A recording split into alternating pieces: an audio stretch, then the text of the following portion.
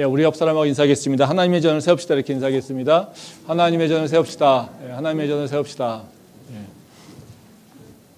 오늘은 기출문제 완전 정복이라는 제목으로 말씀을 나누려고 하는데요. 좀 제목이 좀 독특하죠. 예.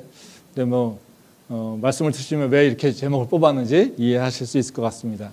제가 새해를 맞이해서 믿음에 대해서 생각을 하고 있습니다. 믿음이 없이는 우리가 하나님을 기쁘게 할 수 없습니다. 우리가 승리 찬양으로 매일 하고 있는 얘기입니다. 믿음이 없으면 우리가 하나님의 말씀을 실천할 수도 없고요. 또 믿음이 없으면 우리가 세상을 이기는 능력도 행할 수 없습니다. 그래서 믿음이 없으면 우리가 세상을 살아가는데 하나님의 나라를 경험할 수가 없습니다. 그러니까 우리가 믿는 자에게 있어서는 가장 중요한 것이 믿음을 공고하게 하고 또 믿음으로 세상을 이기는 것이 되게 중요하다는 것이죠. 그러기에 우리가 새해를 다짐하면서 다른 것을 점검해야 될 것이 아니라 나는 지금 어떤 믿음을 갖고 있지? 예. 내 믿음이 혹시 이렇게 흔들리고 있는 건 아닌가? 예. 또 내가 세상을 이길 수 있는 믿음은 무엇인가? 라고 하는 것을 다시 한번 생각해 볼 필요가 있습니다. 1월 들어서 우리가 큐티하고 있는데 생명의 삶 말씀이 누가복음입니다. 아마 새해를 맞이하면서 예수님을 다시 생각하자고 하는 의미에서 아마 생명의 삶 그 편집부에서 복음서를 선택한 거 아닌가 이런 생각을 합니다. 근데 이 누가복음은요, 우리한테 굉장히 익숙한 말씀입니다. 그래서 이 익숙한 말씀을 큐티를 할 때 문제가 있습니다. 예, 어려움이 있죠. 왜냐하면 묵상이 잘 되지 않는다는 겁니다. 그러니까 익숙한 말씀을 만나면 그 말씀에 대한 호기심이 좀 떨어져요. 그리고 오히려 이전에 기억했던 말씀, 예전에 알았던 말씀으로 그냥 넘어갑니다. 그래서 그 말씀을 깊이 묵상하기 쉽지 않습니다. 그런 경우입니다. 우리가 시험을 보고 나서요, 시험 답지를 내기 전에 마지막으로 검사를 하지 않습니까? 문제를 다시 읽어보고 검사도 하고 답지를 확인합니다. 근데도 어때요? 실수하고요, 틀리고 나옵니다. 왜 그럴까요? 내가 먼저 번에 읽었던 그 얘기 때문에, 그 문제 때문에, 그 이해 때문에 내가 검사를 할 때도 그냥 스쳐 지나가게 된다는 거죠. 그러니까 이 성경을 그러니까 교회를 오래 다닌 분들 같은 경우에는 바로 성경 말씀이 어느 정도 스토리가 이해가 되고 또 기억이 되니까 오히려 그 말씀을 이해하는 데 있어서 오히려 더 어려움을 겪게 되는 경우가 있다는 것이죠. 그래서 이럴 때 큐티 같은 경우에 누가복음 나온다 그러면 큐티의 본문을 딱 보면서 어떤 생각이 듭니까? 많은 경우에 이 말씀 그리고서 잘 안 읽죠. 그리고 슬쩍 넘어가는 그런 경우가 참 많다는 겁니다.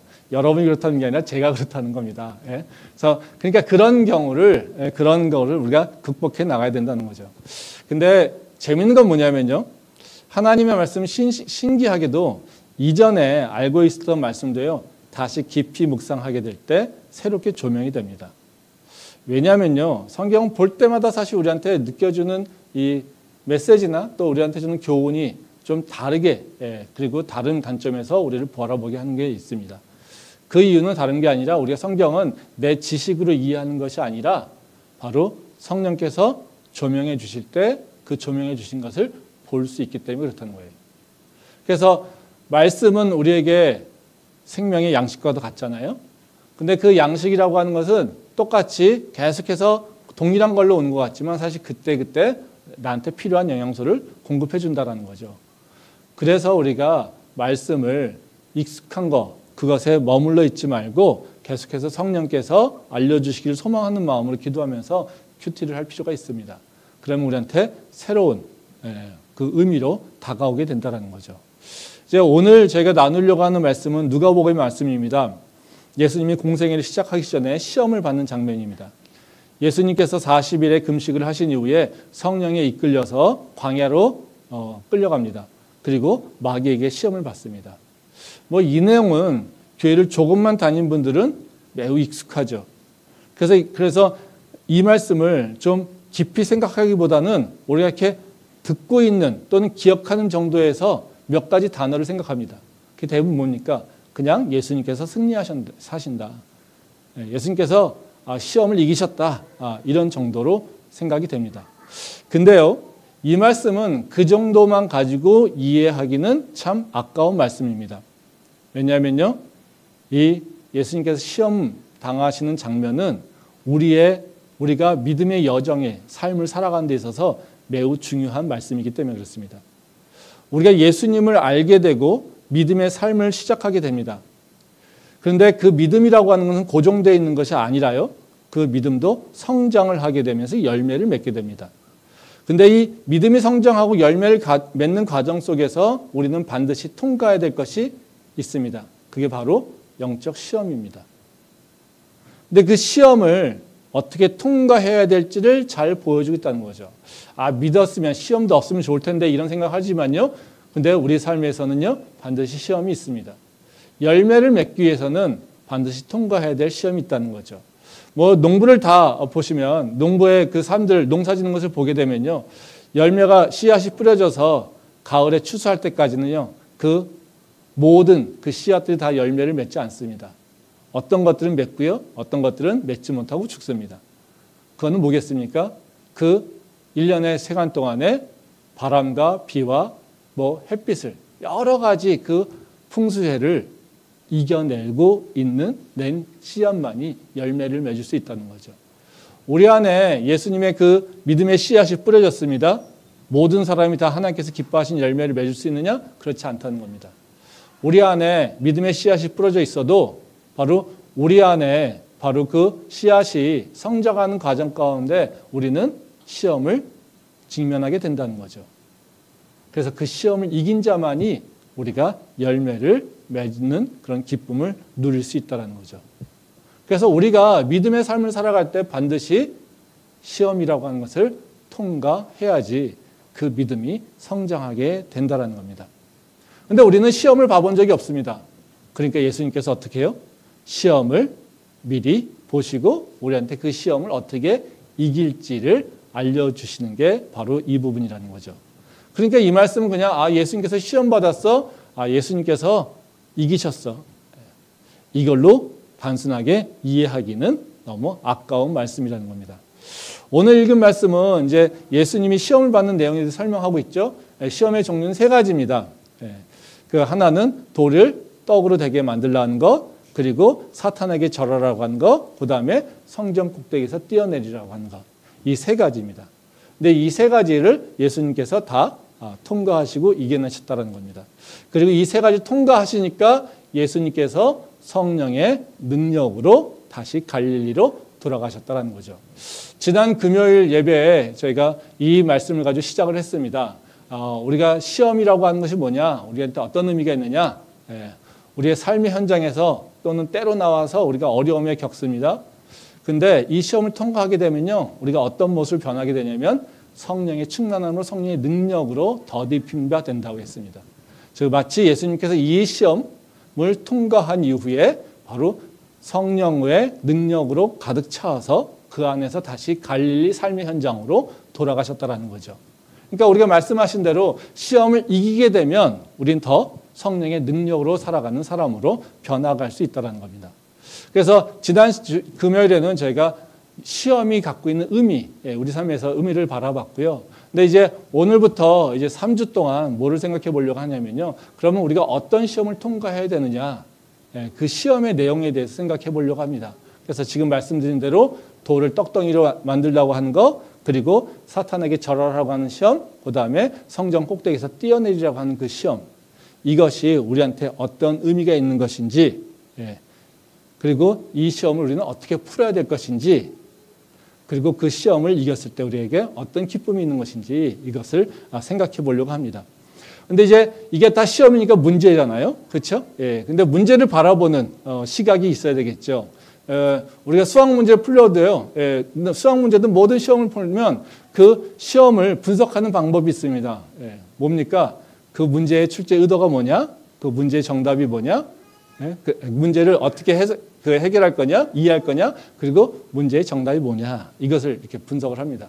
그래서 오늘부터 이제 3주 동안 예수님께서 시험 보시는 시험 보신 문제를 이제 세 가지 관점에서 살펴볼 거예요. 이 문제의 의도가 뭐냐, 그리고 이 문제가 어떤 형식으로 출제됐느냐, 그리고 문제의 정답이 뭐냐. 그래서 이 말씀을 통해서 우리가 시험 당할 때 우리가 이겨낼 수 있는, 그래서 기출 문제를 잘 풀어내면은 우리가 겪고 있는 문제를 풀어낼 수 있는 능력도 생기겠죠. 그래서 바로 그 예수님께서 경험하신 그 기출 문제를 어떻게 분석할 것인가에 대해서 생각을 해보려고 합니다. 그래서 세 가지 관점에서 우리가 생각해 본다라고 생각하시면 됩니다. 그러면 오늘은 돌일 떡덩어리로 만들어라 라고 하는 그 시험, 그 시험에 대해서 생각을 좀 해보도록 하겠습니다. 첫 번째로 그럼 이 문제의 의도가 뭐냐, 이것을 생각해 볼 필요가 있겠죠. 마귀를 통해서 이 문제를 낸 의도가 뭐냐, 이게 중요하죠. 그러니까 문제를 잘 이해하려면 그 출제자의 의도를 잘 이해해야 된다고 얘기하지 않습니까? 이게 뭘까요? 이 문제의 의도는 뭐냐면요, 마귀가 우리에게 우리의 구원을 의심하게 하는 것, 이겁니다. 다시 말하면 마귀가 이 출제를 한 이유는 뭐냐면요, 하나님과 우리의 관계를 이렇게 갈라놔서 우리가 하나님으로부터 떨어져 나오게끔, 하나님과 관계가 어색한 관계가 되게끔 만들려고 바로 이 문제를 출제했다는 겁니다. 말씀 한번 보도록 하겠습니다. 누가복음 4장 3절 말씀입니다. 마귀가 이르되 네가 만일 하나님의 아들이어든 이 돌들에게 명하여 떡이 되게 하라. 이 말씀은 마귀가 예수님에게 제시한 문제죠. 근데 이 문제에서 이제 그 뒷부분에 돌이 떡이 되게 하라는 것에 초점을 맞춥니다. 그런데 이 문제의 핵심은 어디에 있냐면요, 바로 앞쪽에 있습니다. 내가 만일 하나님의 아들이여든 이라는 것이죠. 그러니까 아무한테나 돌이 떡이 되게 해라 이렇게 얘기하지 않아요. 너가 이렇게 해. 왜냐하면 네가 하나님의 아들이라면 이겁니다. 그렇죠? 그러니까 네가 하나님의 아들이라면 능력이 있어야지. 네가 하나님의 아들이라면 야, 그 돌을 떡으로 변화시키지 못하겠냐? 야, 하나님이 어떤 분이냐? 전지전능하신 분이라며. 하나님이 창조하신 분이라며. 그 하나님의 아들이라며. 그럼 못할 게 뭐가 있어? 그 네가 하나님의 아들이면 이 돌들 떡으로 만들어 버려. 그래 봐. 이겁니다. 이건 뭐예요? 뭐를 가지고 공격하고 있는 거예요? 마귀가 하나님과 예수님의 관계를 가지고 공격하고 있는 거예요. 말씀 보겠습니다. 누가복음 3장 21절과 22절 말씀입니다. 백성이 다 세례를 받을새 예수도 세례를 받으시고 기도하실 때에 하늘이 열리며 성령이 비둘기 같은 형체로 그의 위에 강림하시더니 하늘로부터 소리가 나기를 너는 내 사랑하는 아들이라 내가 너를 기뻐하노라 하시니라. 이 말씀은 마귀가 왜 예수님한테 네가 하나님의 아들이거든 이라고 하는 말을 얘기했는지를 잘 설명해 주고 있습니다.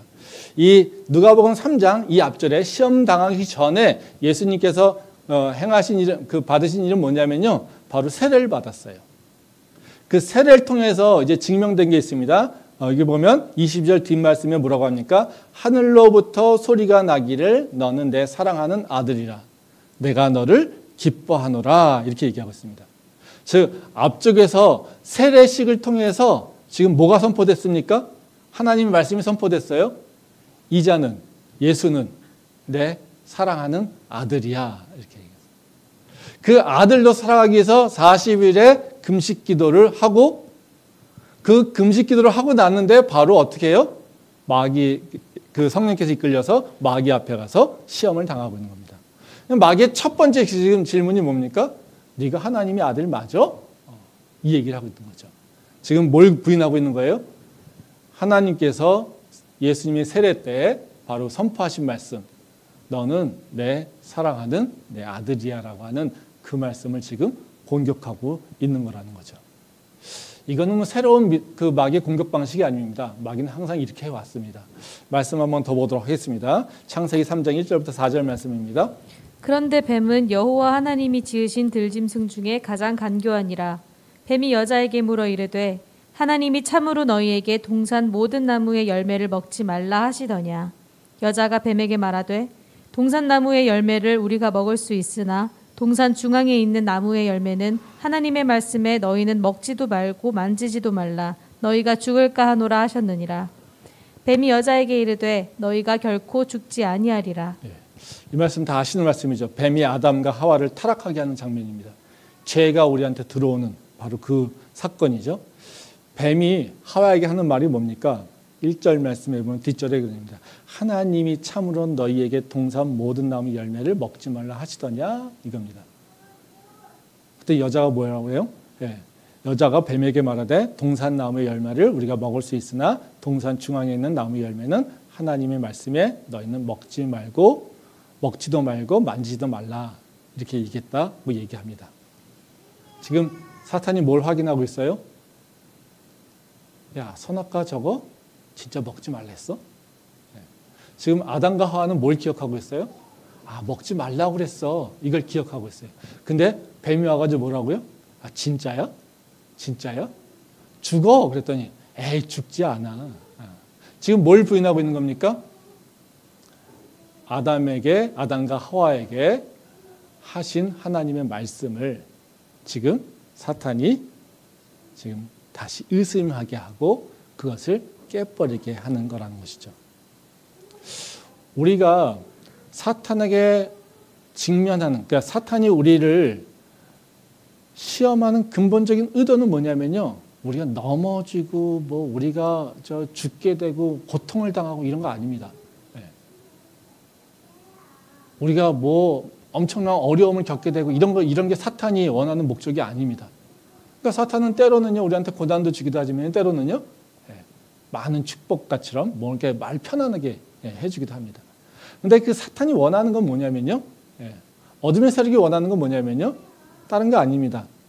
우리 마음 가운데 들어있는 말씀을 의심하게 하는 거예요. 하나님 진짜 살아계실까? 아, 성경 말씀이 진짜 진리일까? 아, 성경 말씀이 진짜 사실일까? 아, 성경 말씀이 지금 내 삶과도 연결이 있을까? 아, 성경에 이렇게 많은 글이 써있는데 이게 사실일까? 아, 난 믿기 참 어려운 거 되게 많은데? 그렇죠? 네. 이런 생각들을 자꾸 만들어내게 하는 게 바로 사탄이 하는 거라는 거죠.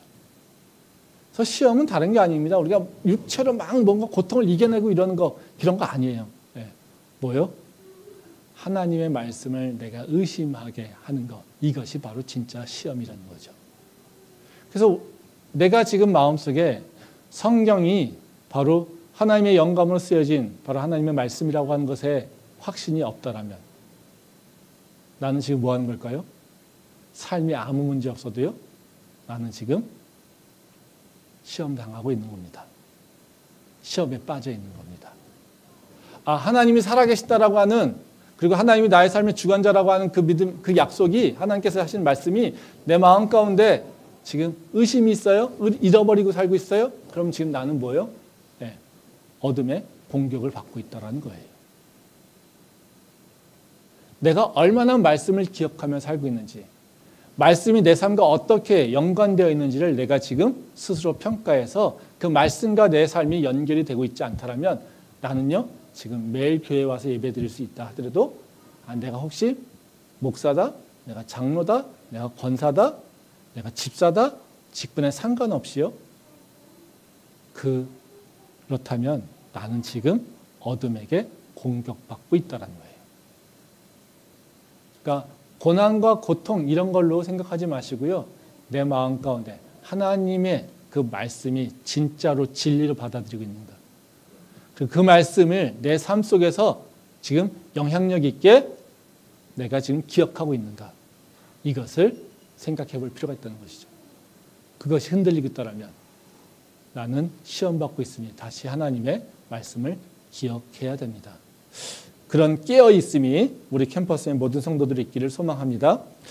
그러면 두 번째로는요, 시험이 어떤 형태로 우리한테 오냐는 거죠. 시험이 우리한테 어떤 형태로 다가올까? 그러니까 문제의 내용이죠. 이제 문제라고 하는 것은 어떻게 해요? 개념이 있고요. 그 개념을 이용해서 여러 가지 형태가 나오죠. 그렇죠? 예. 개념을 이용해서 우리한테 이런 방식 저런 방식으로 질문을 합니다. 영어의 다양한 지문을 통해서 질문을 하기도 하고요.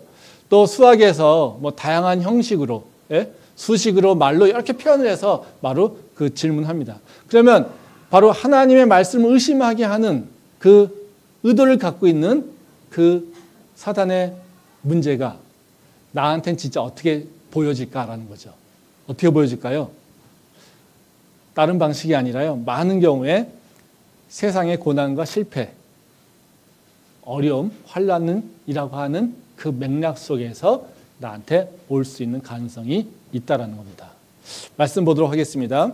누가복음 4장 3절 말씀입니다. 마귀가 이르되 네가 만일 하나님의 아들이거든 이 돌들에게 명하여 떡이 되게 하라. 사실 제가 2절과 3절 말씀을 같이 봐야 되는데 3절만 줘가지고요. 2절 말씀에 뭐라고 써있냐면요. 마귀에게 시험을 받으시더라 이 모든 날에 아무것도 잡수시지 아니하시니 날수가 다음에 줄이신지라 이렇게 써있어요. 이게 재밌는 게 2절과 3절을 같이 보는 게 좀 편합니다. 2절에서 뭐라고 했냐면 예수님의 모습에 대해 설명하고 있어요. 뭐냐면요. 날수가 다음에 줄이신지라 이렇게 얘기했어요. 지금 배고파 있어요. 배고파 있는 상태에서 지금 문제가 뭘로 온 거예요? 돌을 떡으로 만들어 이렇게 얘기하고 있는 거예요. 네. 그러니까 내 육체의 소욕이 채워지지 않는 상태. 이게 뭐예요? 네, 사실 고통이죠. 그리고 이게 우리한테 어려움이죠. 네. 그렇죠? 그러니까 이렇게 생각해 보시면 돼요. 하나님의 아들이라면은 뭐예요? 사단의 의도예요. 근데 이 진짜 문제는 뭐냐면요. 지금 예수님이 갖고 있는 문제. 예, 이거예요. 아, 배고파 죽겠어요. 예. 육체에 지금 소욕이 있어요. 근데 이걸 어떻게 하라고요? 네 능력으로 채워봐. 이거예요. 네 능력으로 채워봐. 예. 이것을 얘기하고 있다는 거죠. 예. 우리가 하나님의 말씀을 따라 살려고 할 때 우리는 모든 것에서 다 해탈하는 게 아닙니다. 우리는 하나님을 믿고 있지만요. 사실은 뭐예요? 이 땅에서 살아야 돼요. 육체의 장막을 입고. 그러니까 육체의 소욕도 있어요. 그러니까 우리는 그걸 어떻게 해요? 믿음으로 모든 것을 이겨나가야 된다는 거죠. 그렇죠? 네. 근데 이 육체의 소욕들이 잘 채워지지 않을 때 우리는 그것을 뭐라고 표현하냐면요. 다 고난이에요. 다 고통이고요. 불평하게 되는 것이 바로 그 육체의 소욕이 채워지지 않는 거죠. 우리는 가난한 사람도요. 돈 때문에 힘들고요. 부자도요. 돈 때문에 힘듭니다. 우리가 돈이 없는 상태에서는 부자는 다 돈 때문에 걱정 안 할 것 같죠. 근데 어때요? 돈 있는 사람이 돈 때문에 걱정을 더 많이 합니다. 왜 그럴까요? 그들이 원하는 것이 더 크기 때문에 그렇다는 거죠. 그래서 우리는 그들은 아마 그 조그만 돈이 그 사업에 어려움이 있는 걸 가지고 엄청 힘들어할 거예요. 아마 우리가 돈이 없는 것보다 훨씬 더 많은 고통과 어려움을 겪게 될 거라는 거죠. 그러니까 이게 우리가 뭐든지 다 채워진다. 어느 정도 그 절대량이 이런 것이 아니라 내가 필요한 것들이 채워지지 않을 때 우리는 다 불만이 있고 우리한테는 어려움과 고난으로 느껴지게 된다는 거죠. 네. 이럴 때 우리가 드는 생각이 뭘까요? 하나님에 대한 의심이라는 거죠. 한번 생각해 봅시다. 오늘 이 말씀 속에 보면요. 우리가 하나님을 믿는 자가 하나님의 아들이라고 하는 존재가 배고픔 때문에 고통을 받아야 될까요? 시험을 봐도 배고파? 이거 좀 너무 웃기지 않습니까? 하나님 시험하셔도 하나님의 아들인데 배고프, 창피하게 돌을 떡으로 만들려고 이런 시험 당하는 그런 상태로 안 만들면 너무 좋지 않아요? 그 정도는 채워줄 수 있지 않아요? 하나님께서? 굳이 꼭 40일 금식해야 됩니까? 그렇지 않잖아요. 뭐 시험을 꼭 그렇게만 봐야 돼요? 하나님의 아들이 그렇게 배고픔에 있어야 되나? 이걸 우리 모습으로 한번 생각해 볼까요? 우리가 하나님의 아들이잖아요. 우리 하나님의 딸이잖아요. 하나님의 사랑받는 자녀들이잖아요. 근데 왜 세상에서 실패하죠? 하나님의 아들, 하나님의 딸. 그러면 뭔가 이렇게 다 잘 돼야 되지 않아요? 코로나를 한번 생각해 보세요. 코로나로 많은 계층의 사람들이 고통당하고 있어요. 근데 또 어떤 사람들은 코로나로 인해서 돈을 더 잘 벌어요. 그렇죠? 예. 그러니까 세상에 뭐 이제 식당들은 오프라인 식당들은 돈을 못 벌어서 막 망해가고 있지만 어때요? 뭐 여러분 잘 알고 있는 무슨 그 배달 그 앱 개발한 데들은 코로나 때문에 완전히 그냥 대박이 났잖아요. 그렇죠? 예. 하나님 불공정하지 않아요? 교회 코로나 때문에 어때요? 되게 힘들어요. 모든 교회가 다 힘들어해요. 예배 드리는데도 힘들고요. 모임도 못하니까 목양도 양육도 잘 안 되죠. 교회 안 나온다고 교회 잘 나오는지 그 신앙생활 잘하고 있는지 체킹도 안 되죠. 그런데 또 안 나온다고 뭐라고 할 수도 없죠. 찬양도 못하죠. 교회가 최고 힘들어요. 야, 하나님이 교회를 사랑하신다며. 야, 코로나를 줘서 교회가 예배를 못 드리게 해. 우리는 세상이 막 탄압한다고 막 얘기하는데요. 그게 세상이 탄압하는 거예요? 하나님이 코로나 안 주셨으면 교회가 예배 드리는데 전혀 문제가 없잖아요. 하나님이 코로나 그냥 일찌감치 종식시켜 주시고 아니면 이 교회에다가 특별하게 뭔가 방호벽을 이렇게 싹 쌓아줘가지고 해주시면 예배 드리는데 하나님 위해서 예배 드리는데 뭐가 문제가 되겠어요? 그렇지 않아요? 아니 하나님께서 주신 코로나 이것 때문에 왜 교회가 힘들어? 하나님 살아계신 거 맞아요? 우리는 이런 의심을 하게 된다는 거죠. 이게 우리의 모습이에요. 우리가 어려움을 당할 때요, 우리는 많은 경우에 갖게 되는 생각이 있습니다. 우리가 어려움을 겪게 될 때 우리는 자꾸 내 시야가 좀 좁아져요. 그래서 나의 삶을 정확히 바라보지 못해요. 그래서 이 신앙도 똑같은 말씀이에요.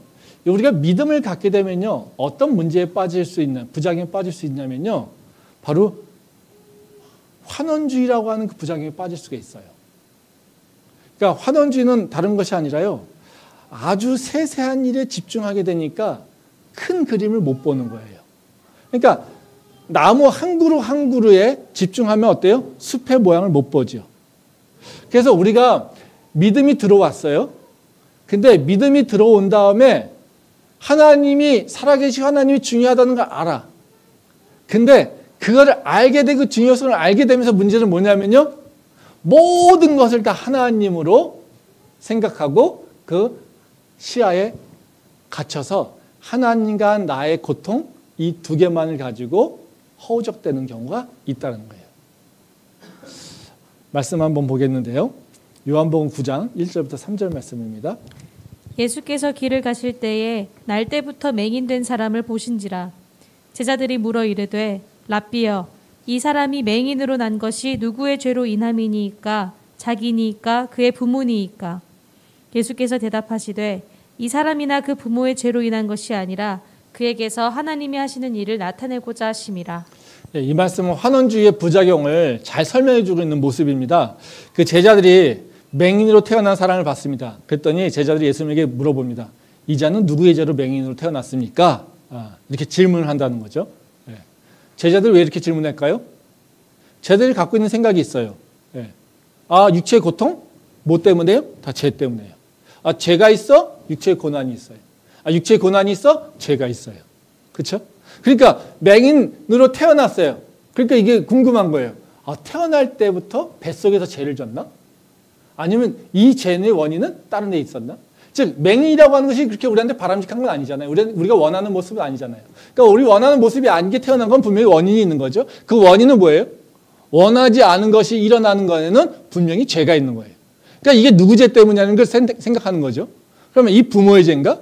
아니면 이 할아버지 죄인가? 아니면 누구요? 얘가 뱃속에서 죄를 졌나?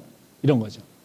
우리가 무당이 굿하는 거 보면 어때요? 집에 문제가 있으니까 뭐 고모 신이 문제고 할아버지 신이 좋아라 뭐 이런 얘기 하잖아요. 누굴 불러오잖아요. 그래가지고 얘가 문제야. 그래가지고 얘 때문에 그래. 뭐 이런 얘기 하잖아요. 그렇죠? 우리는 다 거기에다 똑같은 생각이에요. 사고의 틀이. 이게 잘 안 돼? 하나님이야. 하나님이 왜 하실까? 우리가 죄를 져서 그래. 아니면 하나님 우리를 사랑하지 않으셔서 그래. 하나님께서 우리를 믿지 못하셔서 그래. 하나님께서 우리를 사랑하지 않기 때문에 그래. 뭐 이러고 있다는 거죠. 뭐랑? 죄랑 고통하고만 연결지게 되는 거예요. 이게 대표적인 환원주의예요. 근데 여기서 예수님은 뭐라고 하십니까? 그것은 너희가 말한 대로 죄 때문이 아니라 하나님께서 하신 일을 나타내려고 하는 거야. 지금 틀이 어떻게 해요? 네. 죄와 고통이라고 하는 그 두 개 속에서 계속 연결고리만 찾는 제자들에게 뭐예요? 하나님의 뜻이라고 하는 것을 예수님께서 가르쳐주고 있는 거예요. 너희가 생각하고 있는 게 너무 갇혀 있어. 이것을 지금 얘기하고 있다는 거죠. 환원주의에 빠지게 되면요. 예, 우리가 뭔가 이렇게 몰입하게 되면요. 환원주의에 빠지게 됩니다. 그래서 그것만이 문제예요. 예. 그래서 우리 학자들도 그런 얘기를 많이 해요. 맨날 그 경영학자들이 이렇게 뭐 다 모든 경영학자는 아니고요. 어떤 사람은 막 재무제표 뭐 기업들의 그 성과들만 봐요. 그래서 그 기업이 건강한지 안 한지를 어떻게 평가하냐면요. 아, 수익이 좀 났어. 그러면요. 그 기업은 건강한 기업이야. 이렇게 평가해요. 근데 다른 전공을 갖고 있는 사람은요. 이 수익이 나는 기업도요. 이 기업은 건강하지 않아. 이렇게 평가하는 경우가 있어요. 뭐요? 아, 이 기업은 지금 하는 것이 그 제품이 시장에서 어떤 역할이고 어떤 수명이 있고 다른 관점에서 이해를 해요. 그래서 지금 수익이 나고 있지만 그래도 이 기업은 건강한 기업이라고 할 수 없어. 이렇게 평가해요. 근데요. 맨날 수익이 나지 않아? 이것만 바라보고 있으면요. 수익이 나는 그 지표 하나만 보고 이 기업은 건강하지 않아? 이렇게 평가하는 경우가 있다는 거죠. 이것이 바로 환원주의적 사고예요. 근데 우리 크리스찬들이 그 위험에 빠질 가능성이 커요. 그래서 모든 걸 다 어떻게 해요? 네. 하나님하고 내 삶의 고통으로 여겨. 그래서 내 삶에 고통이 있으면요. 하나님이 날 사랑하지 않는 거야. 내가 실패하면 하나님이 날 사랑하지 않는 거야. 내가 뭔가 성공하지 못하면 하나님이 내 길을 막으셨어. 네. 이렇게 생각하는 경향이 있다라는 거죠. 이것은 바른 생각이 아닙니다. 이것은 절대로 하나님께서 우리가 원하시는 것이 아니라는 거죠. 이게 다른 말씀 보겠습니다. 요한일서 5장 4절 말씀입니다. 무릇 하나님께로부터 난 자마다 세상을 이기느니라. 세상을 이기는 승리는 이것이니 우리의 믿음이니라. 예, 여기서 이 말씀은 우리가 정말 좋아하는 말씀이죠. 하나님을 믿는 자마다 세상을 이긴다는 것입니다. 이 말씀은 맞죠. 그렇죠? 예. 예수님을 믿는 자마다 세상을 이깁니다. 예수님이 보여주신 증거기도 합니다. 그러니까 예수님이 세상의 정죄함에 있어서 십자가에서 죽음을 당하셨죠. 근데 그 죽음이 끝나지 않았습니다. 그 죽으신 이후에 다시 부활하셨습니다. 그래서 예수님은 우리에게 똑같이 생명을 주셨어요. 이 말씀은 우리한테 정말로 우리가 기억해야 될 말씀이에요. 절대로 이 말씀을 놓쳐서는 안 돼요. 그래서 우리가 하나님을 믿는 자, 우리가 예수 그리스도를 믿는 자마다 우리는 절대로 죽음에 굴복하지 않아요. 그리고 반드시 세상을 이기고요. 그리고 우리한테는 하나님의 영광을 드러낼 수 있는 바로 그 축복의 삶으로 변해갑니다. 근데 이 말씀을 믿었어요. 그리고 삶으로 돌아왔어요. 현장에서. 그러면 내 삶에서는 어떤 게 있을까요? 하나님을 믿으면 모든 걸 다 이길 수 있어. 이거죠. 내 마음에 예수님이 들어왔어요. 그러면 내 안에 있는 예수님이 나의 모든 것을 다 책임지시고 나를 승리케 하실 거야. 이렇게 생각한다는 거죠. 그래서 내가 뭔가 예수를 믿기 시작했어요. 그리고 뭔가 비전이 생겼어요. 막 비전을 도전했어요. 도전했더니 실패했어요. 그럼 우리는 뭐라고 합니까? 예수님이 없나 봐. 이거죠. 저도 그런 경험이 있어요. 예. 제가 공부하다가요. 시험을 떨어진 적이 있어요. 하나님 믿고 열심히 공부했는데요. 기도도 열심히 했어요. 그리고 공부도 열심히 했어요. 근데 시험 떨어지더라고요. 떨어지고 나니까 저한테 드는 생각이 뭐겠습니까? 하나님이 이거 뭐지요? 예. 저의 사고는요. 열심이라고 하는 것과 믿음이라고 하는 두 가지가 성공 만들어가는 그 방정식이 있었어요. 근데요. 열심이라고 하는 것도 채워졌어요. 제 느낌에. 그리고 믿음이라고 하는 것도 채워졌어요. 그럼 어떻게 해요? 열심이라고 하는 것과 믿음이라고 하는 것이 채워졌기 때문에 어떻게 뭐예요? 항상 성공이 있어야 돼요. 근데 그 방정식이 깨진 거예요. 그럼 어떻게 될까요? 네. 소위 말해서 멘붕이죠. 멘붕. 네. 멘붕입니다. 근데 지나와 보면 또 알죠. 그것이 하나님께서 왜 그러셨구나를 깨닫게 됩니다. 나의 사고의 틀을 넓혀서 오히려 고난과 환난 가운데 있어도 하나님을 다시 깨달을 수 있게끔 하는 것. 근데 그 당시엔요, 어떻게 해요? 고난이라고 하는 것과 바로 내가 생각하는 원인들, 두 관계 속에서 내가 절대로 이해가 되지 않는 거예요. 즉, 하나님께서 나를 사랑하시면 나를 성공할 거야. 하나님의 사랑하는 자는 반드시 모든 것이 형통할 거야. 이걸 믿고 있는 자. 근데 그 자들한테 때로는 하나님께서 실패도 허락하신다는 거예요. 그럼 그때 사단은 어떻게 해요? 우리를 파고들어요. 야, 하나님이 너 사랑하는 거 맞아? 야, 하나님이 너한테 그런 약속 하셨어? 에이, 아닐걸? 에이, 너 말고 사랑하는 사람 많아. 이렇게 되는 거죠. 그러면서 뭘요? 하나님과 우리의 관계를 깨버리려고 하는 게 바로 우리의 모습이라는 거죠. 그래서 우리의 시험은 어떤 형태로 오냐면요, 우리의 욕구가 채워지지 않은 상태, 그 상태로 와요.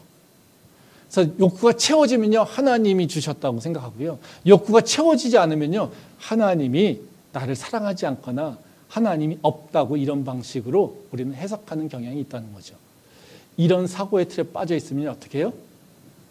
영락 없이 사탄한테 먹잇감이 되는 겁니다. 이것을 깨부시는 것, 이것이 바로 우리가 해야 될 일이라는 거예요. 그거를 예수님께서 어떻게 깨부셨습니까? 즉, 이런 시험에 당했을 때 우리가 어떤 답이 있을까요? 예수님이 그 답을 보여주셨습니다. 마귀의 전략을 어떻게 깨부실까? 다른 것이 아닙니다. 나의 관점을 버리고요, 하나님의 관점에서 나를 바라보기 시작하는 거예요. 그게 말씀으로 살아가는 거예요. 말씀 보도록 하겠습니다. 마태복음 4장 3절과 4절 말씀입니다. 시험하는 자가 예수께 나아와서 이르되 네가 만일 하나님의 아들이거든 명하여 이 돌들로 떡덩이가 되게 하라. 예수께서 대답하여 이르시되 기록하였으되 사람이 떡으로만 살 것이 아니요 하나님의 입으로부터 나오는 모든 말씀으로 살 것이라 하였느니라 하시니. 누가복음에 있는 말씀을 그대로 똑같은 말씀인데 그 설명이 조금 더 추가된 게 있어서요, 마태복음에 있는 말씀입니다. 예수님의 대답이 뭐였냐면요, 떡으로만 사는 것이 아니라 하나님의 말씀으로 살 것이다 라는 거예요. 즉, 믿는 자들은요, 뭘로 산다고요? 떡으로만 사는 게 아니라 말씀으로 살아간다, 이거예요. 즉, 내 육체의 소욕만 채워지는 것이 아니라 말씀을 의지하여서 말씀을 따라 산다라고 하는 것을 얘기하고 있는 거예요. 근데 참 어려운 건 뭐냐면요, 말씀을 따라 살아간다는 게 어려워요. 그게 어렵지 않습니까? 네. 말씀을 살아간다? 성경의 66권 내가 어떻게 다 알아? 그렇죠? 네. 근데 말씀을 살아간다는 것은요, 다른 것이 아니라 바로 내 생각이 아니라 어떻게 해요? 하나님 생각으로 바꿔가는 거예요. 즉, 내 육체의 소욕을 살아간다는 건 뭡니까? 내 육체의 관점에서 내 필요한 것만 채워가는 거예요. 그렇죠? 네. 그러니까 내 육체를 따라간다는 것은 내 육체의 관점에서만 바라보는 거예요. 근데 하나님 말씀으로 살아간다는 건 뭐냐면, 하나님 말씀은 하나님의 생각을 담은 거죠. 그냥 하나님의 생각을 따라서 내가 해보는 거예요. 하나님의 생각은 무엇일까를 생각하고 그 생각을 따라가 보려고 하는 것이 말씀을 따라 살아간다는 거예요. 이 말씀이 좀 되게 어렵습니다. 말씀 보겠는데요. 요한복음 9장 1절부터 3절 말씀입니다. 예수께서 길을 가실 때에 날 때부터 맹인된 사람을 보신지라. 제자들이 물어 이르되 랍비여, 이 사람이 맹인으로 난 것이 누구의 죄로 인함이니이까? 자기니이까 그의 부모니이까? 예수께서 대답하시되 이 사람이나 그 부모의 죄로 인한 것이 아니라 그에게서 하나님이 하시는 일을 나타내고자 하심이라. 조금 전에 읽었던 말씀이죠. 그 맹인으로 태어난 아이를 보고서 하는 예수님과 제자들의 그 대화입니다. 근데 여기서 예수님과 제자들의 차이가 있어요. 어떤 차이가 있겠습니까? 제자들은요, 뭐만 보고 있냐면요, 맹인으로 태어난 아이를 바라보고 있어요. 즉, 육체적 관점에서요, 맹인으로 돼서 고통이에요. 이것만 바라보고 있어요. 그렇죠? 인간의 관점에서만 바라보고 있어요. 근데 예수님은 어때요? 하나님이 계획하신 것이 있어를 얘기하고 있어요. 뭐를 바라보고 있어요? 하나님의 생각을. 얘기하고 있다는 거예요. 그러니까 나의 생각이 아니라 하나님의 생각, 인간의 관점이 아니라 하나님의 관점으로 내 시각을 돌렸다는 거예요. 그래서 예수님께서는 어떻게 해요? 하나님의 계획하신 것이 있기 때문에 그렇다라고 얘기하고 있던 거예요. 이걸 한번 더 보도록 하겠습니다. 창세기 22장 7절과 8절 말씀입니다. 이삭이 그 아버지 아브라함에게 말하여 이르되 내 아버지여 하니 그가 이르되 내 아들아 내가 여기 있노라. 이삭이 이르되 불과 나무는 있거니와 번제할 어린 양은 어디 있나이까. 아브라함이 이르되 내 아들아 번제할 어린 양은 하나님이 자기를 위하여 친히 준비하시리라 하고 두 사람이 함께 나아가서. 이 말씀도 다 아시는 말씀인데요. 사실 제가 지금 드리고 있는 말씀이 되게 쉽지 않은 주제입니다. 쉽지 않은 주제고요. 저도 이 말씀을 설명하기 위해서 정말 엄청나게 고민을 많이 했습니다. 근데 우리가 말씀으로 살아가는 것에 대해서 잘 이해를 못해요. 믿는 자들이 말씀으로 살아간다, 말씀을 먹고 산다 라고 하는 것 자체를 이해를 못합니다. 그냥 성경 몇 구절 가지고 그것만 기억하며 살아간다 이렇게 기계적으로 속된 말로 무식한 방법으로 살아가고 있어요. 근데 그 말씀의 의미를 좀 생각해 봐야 되겠죠. 그것이 내한테 이해돼서 내가 행동을 나올 수 있도록 본질적인 특성을 이해할 필요가 있다는 거예요. 근데 믿음으로 살아간다라고 하는 것은요, 다른 것이 아니라 말씀으로 살아가는 것과 똑같아요. 말씀을 의지하며 살아가는 거예요. 근데 말씀을 의지하며 살아간다라고 하는 것은 다른 것이 아니라요, 내 생각이 아니라 하나님의 생각으로 내가 바꿔가는 거예요. 그럼 뭐냐면 내 시야가 바뀌어야 돼요. 내 것만 바라보던 시야에서요, 이제는 하나님 것을 바라보기 시작하는 거예요. 내 생각만 바라보던 시야에서요, 하나님의 생각을 바라보기 시작하는 거예요. 지금 읽은 말씀 아브라함의 얘기죠. 아브라함이 이 시험을 통과해서 믿음의 조상으로 거듭납니다. 정말 근데 이 시험은요, 너무 잔인해요. 하나님께서 아브라함한테 네 아들 이삭을 번제로 드리라는 겁니다. 그리고 그거를 데리고 가고 있어요. 근데 그 가는 과정 가운데 이삭하고 아브라함이 대화하고 있는 거예요. 아들이 뭐라고 합니까? 아버지, 우리가 번제를 드리러 가는데요, 번제할 양은 어디 있습니까? 재물은 어디 있습니까? 그렇죠? 그랬더니 이 아브라함이 뭐라고 합니까? 야, 하나님이 자기를 위해서 친히 준비하실 거야. 이거예요. 이게 이 대화에 무슨 차이가 있을까요? 이삭은 어떤 관점에서 보고 있어요? 아버지, 우리 손에는 아무것도 없어요. 왜요? 아버지, 우리 손에는요, 번제할 양이 없어요. 이거예요. 근데 아브라함은 뭐라고 해요? 하나님 손에는 있을 거야. 이거예요. 하나님이 친히 준비하실 거야. 이거예요. 이게 잘 이해가 안 되죠? 예. 지금 똑같이 번제를 드리러 갑니다. 한 아들은요, 믿음이라고 하는 개념이 없어요. 근데 아브라함은요, 여태까지 믿음의 훈련을 받아서 이제 마지막 시험이 있어서 믿음이 있어요. 근데 대화하는 게 완전히 다릅니다. 이건 완전히 서로 사후정 대답을 하고 있어요. 아버지, 번제할 양이 어디 있어요? 우리 손에 아무것도 없잖아요. 양도 없고요, 소도 없고요, 뭐도 아무것도 없어요. 뭘 가서 번제를 해요? 우리 손에 아무것도 없는데 이거예요. 그랬더니 아버지가, 야, 우리 손에는 없어. 근데 하나님은 갖고 계셔. 이거예요. 이게 바로 믿음인 거예요. 아브라함은 내 손에 들어있는 걸 보는 게 아니라요, 하나님 손에 있을 거라고 믿고 그것을 기대하고 있는 거예요. 이게 우리 삶에서 어떤 얘기냐면요, 우리 고통 가운데 있어요. 우리는요, 맨날 어떻게 해요? 하나님 어떻게 해요? 나 돈도 없어요.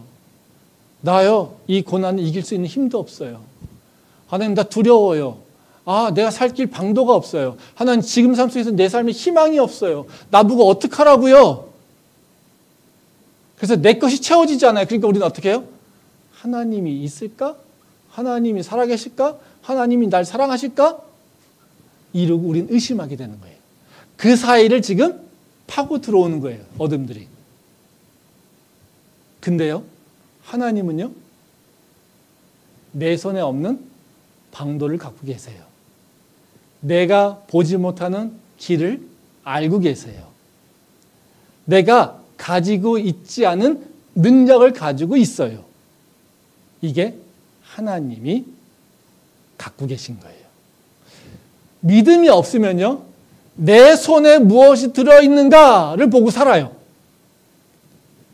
내가 무엇을 갖고 있는가, 이걸 가지고 살아요. 내가 어떤 생각, 어떤 계략을 갖고 있는가, 이걸 보고 살아요. 근데요, 믿음이 있으면요, 내 손에 있는 걸 보고 살아가는 것이 아니라 내 손에 없는 하나님 손에 달려 있는 걸 보고 살아요. 하나님 머릿속에 있는 걸 보고 살아요. 하나님 마음속에 있는 계획을 보고 살아요. 그래서 나의 관점에서 이제 하나님의 관점으로 내가 옮겨 타는 거예요. 그래서 내 관점을 버리고 하나님과 관점으로 맞춰서 가는 게 믿음이에요. 하나님이 나를 사랑하신다고 얘기하셨어요? 그러면요, 내 손에 아무것도 없지만 하나님이 나를 사랑하시니까 나를 책임지실 거라고 하는 그 분명한 그 약속의 말씀을 믿고 가는 거예요. 지금은 내가 고통 가운데 있어. 그렇지만 하나님은 분명히 이 고통을 해결할 수 있는 계획이 있을 거야 라는 거예요. 내 손에는 지금요, 아무것도 가진 게 없어서 지금 문제를 해결할 수 있는 방법이 없어요. 그렇지만 내가 버티고 견뎌내면, 믿음으로 지켜나가면 하나님께서는 나를 이제는 이 문제를 해결할 수 있는 새로운 대안을, 새로운 길을 열어주실 거야 라는 거예요. 성경에서 계속 뭐라고 합니까? 내가 너를 지킬 것이고. 그 광야에서 뭐라고 하십니까? 사막에 길이 없을 때 길을 내고. 아무것도 없는 바로 그 광야에서 내가 너한테 먹이고 입히고 모든 걸 채워준다고 얘기하세요. 그것을 바라보는 거예요. 마지막으로 말씀 하나만 보고 마무리하도록 하겠습니다. 이사야서 43장 1절부터 4절 말씀입니다. 야곱아, 너를 창조하신 여호와께서 지금 말씀하시느니라. 이스라엘아, 너를 지으신 이가 말씀하시느니라. 너는 두려워하지 말라. 내가 너를 구속하였고 내가 너를 지명하여 불렀나니 너는 내 것이라. 내가 물 가운데로 지나갈 때에 내가 너와 함께할 것이라. 강이 건널 때에 물이 너를 침몰하지 못할 것이며 네가 불 가운데로 지날 때에 타지도 아니할 것이요 불꽃이 너를 사르지도 못하리니 대저 나는 여호와 내 하나님이요 이스라엘의 거룩한 이요 네 구원자임이라. 내가 애굽을 너의 속량물로 그수와 스바를 너를 대신하여 주었노라. 네가 내 눈에 보배롭고 존귀하며 내가 너를 사랑하였은즉 내가 내 대신 사람들을 내어주며 백성들이 내 생명을 대신하리니. 이 말씀은 하나님께서 우리한테 약속하시는 말씀이죠. 이 말씀 보면 참 기분이 좋아요. 이 말씀에서 뭐라고 하십니까? 내가 너를 지명하여 불러나니 너는 내 것이라 얘기하고 있어요. 네가 강을 건널 때는 내가 너를 지킬 것이고 불 가운데 지날 때도 타지 않을 것이고 너는 내 것이기에 끝까지 너를 지킬 것이다. 이렇게 얘기하고 계세요. 이스라엘 백성들에게 보여주시는 바로 그 역사가 다 이거죠. 하나님께서는 우리한테 이렇게 약속하고 계세요. 너는 내 것이라. 내가 너를 지킬 것이고 내가 너를 보호할 거야. 이 말씀에서 재미있는 건 뭐냐면요, 하나님 것은요 항상 평탄한 길을 가는 게 아닙니다. 강을 지날 때도 있고요, 불길을 지나갈 때도 있어요. 근데요, 하나님께서는요 강을 지나가도 침몰하지 않을 것이고요, 그리고 불길을 지나도 타지 않을 거라는 거예요. 하나님이 우리의 주인 되시기에 하나님이 우리를 보호하십니다. 우리가 때로는요 고난이 있어요. 때로는 강물을 건너갈 때가 있어요. 때로는요 불길을 지나갈 때가 있어요. 그때 우리는 내 손에 있는 거, 강물을 지나갈 수 있는 배가 있는가, 막대기가 있는가, 이것만 바라보고 갑니다. 이것은 믿음의 삶이 아니라는 거죠. 내가 불길을 타면서 나를 방어해줄 방어 옷이 있는가? 이것을 가졌느냐 못 가지냐만 보고 사는 게 우리의 모습일 수 있습니다. 근데요, 우리가 방어벽이 없다, 복이 없다 하더라도 하나님께서는 우리를 지키신다라고 하는 것이 하나님의 약속이에요. 너는 내 것이라. 이 말씀을 믿고 우리가 고난 가운데서도 어둠의 영들이 네가 하나님 아들 맞아? 하나님 딸 맞아? 하나님 사랑하는 거 맞아? 하나님 널 보호하신다는 거 맞아? 이런 시험과 유혹을 받는다 하더라도 우리는 하나님이 나를 하나님의 것이라고 말씀하셨다고 하는 것을 기억하고 살아야 되는 겁니다. 그게 바로 우리가 가져야 될 믿음입니다. 그 믿음으로 우리가 승리할 수 있기를 소망합니다. 기도하겠습니다.